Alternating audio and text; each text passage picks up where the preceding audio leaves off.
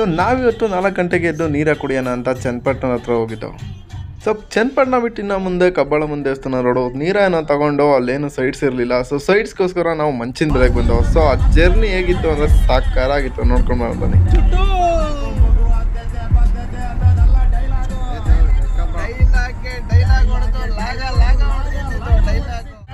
ಬೆಳಗ್ಗೆ ಬಿಡದಿ ಒಳಗೆ ಕರ್ಸಿದ್ರು ಹಂಗೆ ಟೈಟ್ ಬಂದಿರೋ ಈ ರೋಡ್ ಗೊತ್ತಿದ್ದು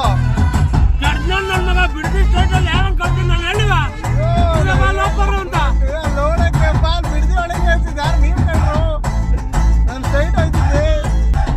ನಮ್ಮ ಮಿಸ್ಟೇಕ್ ಇಲ್ಲ, ಬ್ರ್ಯಾಂಡಿನ ಮಿಸ್ಟೇಕ್ ನೋಡಿ ನಮಗೆ ಸುಮ್ಮನೆ ಬೈತಾರೆ. ಕೆರೆ ಕಟ್ಟೆ ತುಂಬಾ ಇದೆ.